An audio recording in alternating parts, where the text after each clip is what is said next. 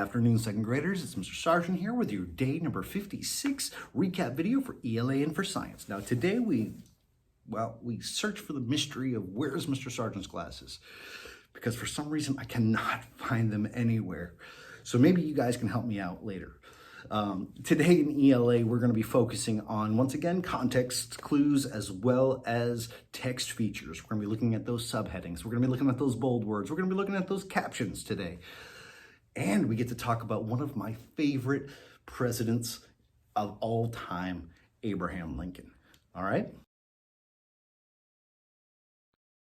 Also in ELA, we're going to be looking at the prefix homework for tonight, which should be pretty easy for you to do because we did most of it in class, but if you need more help with it, we're here to help.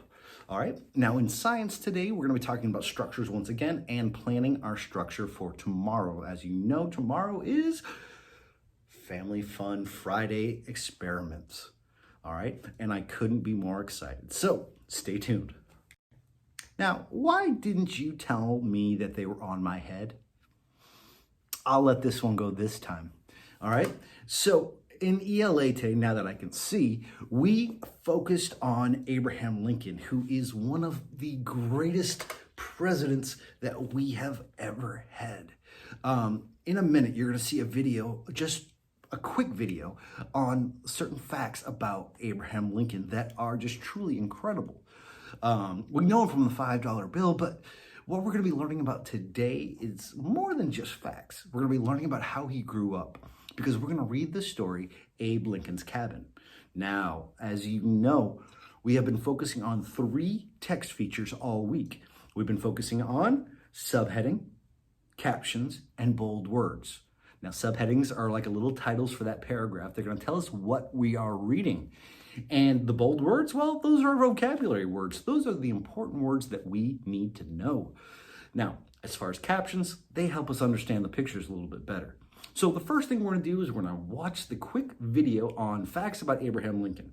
And then we're going to go into reading the story. Many people think Abe Lincoln was America's greatest president, and he got that title by breaking all the rules about what a president could do. The Civil War started when Abe got elected in 1860. He was the first president from the modern Republican Party, which opposed the expansion of slavery. So when he won, Southern states seceded. Abe figured the war gave him special powers. There was no point following the old rules if it meant the country would cease to exist. Bypassing Congress and the courts, Lincoln expanded the Army and the Navy and blockaded Southern ports. He let government officials arrest citizens without a warrant and imposed martial law where he had to. He issued the Emancipation Proclamation to grant all slaves in Confederate territory their freedom. He also wrote one of the most memorable presidential speeches, the Gettysburg Address. But he also showed amazing restraint. He tried not to abuse his war powers. He made sure to stand for re-election in 1864 to let voters decide if he'd gone too far. And he twisted every arm possible to secure the ratification of the 13th Amendment, which put a legal end to slavery. There were plenty of rough times ahead, but Lincoln finally put the country on the right side of history.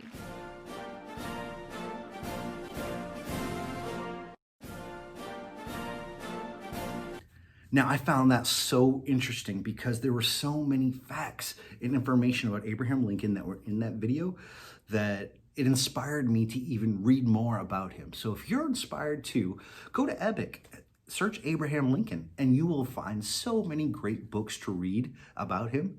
And I would love to hear what other facts you find out about him, because he was truly a remarkable leader and a remarkable person. All right, so now we're going to go ahead and read Abe Lincoln's Cabin. Now, this one's a little bit different from our sod house stories and our hut stories and the houseboat stories. This is talking about a log cabin. Now, a few weeks ago, we talked about how a log cabin is built. So we know that already. What we're going to talk about is on the inside. We're going to talk about how he lived in this cabin. So if you look behind me, you'll see our first picture. And if you notice, this is a log cabin. And it looks kind of, simple, easy, a door and a window. All right. But if we read the caption, let's take a look there. This picture shows what Abe Lincoln's first log cabin looked like. Lincoln was born in Kentucky in 1809. 1809, that was over 200 years ago, ladies and gentlemen. All right, so think about what life was like 200 years ago before we read this. Probably a lot different than it is now, isn't it? So as we can see here, some of the bold words that we're going to be looking for, chores. And you should know what chores are. Hopefully, you don't have too many chores to do at home. We're going to learn about Abe Lincoln's chores in this story. An axe and chalkboard, which is definitely one of my favorite words on this list. Not just because I have a chalkboard oh my goodness, right here, and I love using my chalkboard. It's because this is what we call a compound word. Now go ahead and say compound word. Say it again, I didn't hear you. Eli, I didn't hear you. There it is, compound word. Now what a compound word is when you have two words that are put together to make one word.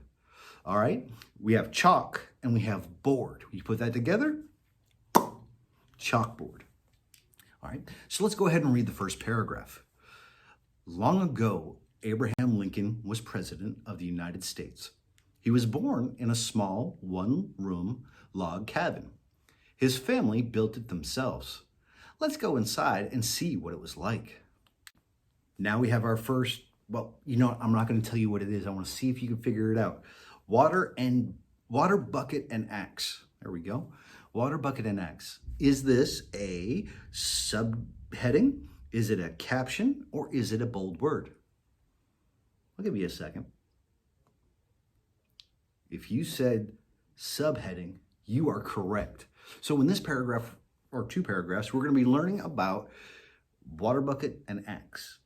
Should be interesting. Young Abe had many chores to do. He had to get water for his family because they needed water for washing, drinking, and watering plants. Abe used a bucket to get water from a stream. Abe had another job. He chopped wood with an axe, and his family used the wood for fences and firewood. So think about that for a second. He's in a one-room log cabin, and he has chores to do. This is the future president of the United States, and he has chores to do. Two chores that he has to do: fetch water and to chop wood. Well, you already know it's a subheading, isn't it? Spinning wheel. In Abe's time, people made their own clothes. Abe's mother used a spinning wheel. She put cotton on the wheel and turned the wheel. The cotton stretched out and became thread. She used thread to make clothes for the whole family. So they made their own clothes, ladies and gentlemen. You gotta remember, this was 200 years ago. There weren't malls, there weren't stores, there was not Amazon. All right, they couldn't just order online for their clothes. They actually had to make it themselves. Okay, our next one, you already know what it is. It's a subheading, isn't it? Slate and books. Abe learned how to read and write in the cabin. He wrote on a small chalkboard called a slate, and he wrote with chalk. Now, this right here would be considered a slate, something that he would have written on. It's pretty cool. This is sort of like his Chromebook of the time. Abe loved to read. He would walk miles to borrow books. When he carried his books back to the cabin, he tied them together using leather straps. One of his favorite books was about George Washington, who was also a president. In fact, he was the first president. So even as a child, he was reading about being president. And our final subheading is called games. That's what you've all been looking forward to, the games. Let's read. Have you ever heard of jacks? Some people play jacks today, and children also played it in Abe's time. They played a game called cup and ball too. They would try to swing the ball into the cup. Now, this isn't Xbox, this isn't PlayStation, this isn't computer games, it's not Fortnite or Minecraft or anything like that. Really, all they had was jacks, which we still do have today, and the ball and the cup game. Now, I'm going to ask you this, and feel free to respond to me tomorrow, and I'd love to hear your messages. What do you think your life would be like 200 years ago? What kind of fun? Now for today's activity, well, we did it in class today, but I wanted to share with you anyways. If you look behind me, you'll see a chart. Once again, we love our charts in second grade. And all of these up here are our subheadings.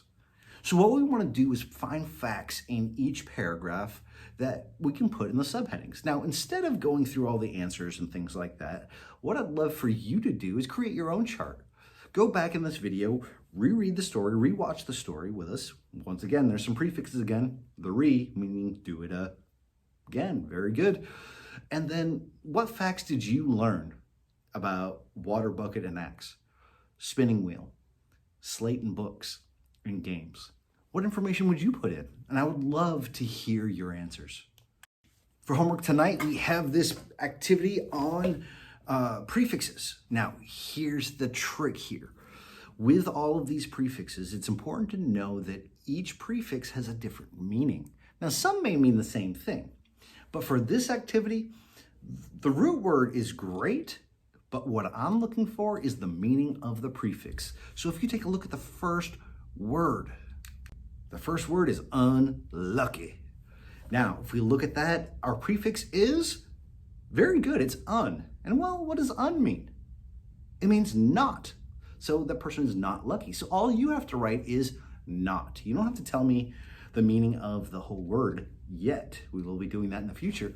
But for right now, you just have to tell me the meaning of the prefix.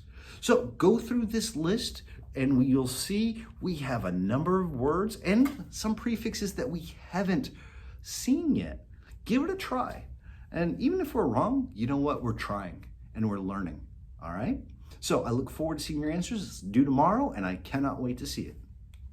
In science today, we did day number 4 of learning about construction and learning about structures. Now we learned today the word combine. Now, when you combine something, you add 2 things together. I know this isn't math class. Anytime you need me to teach math, just let me know. Give me a topic and I can help you out. But today we're just talking about combine. Now, this is when you add 2 things together.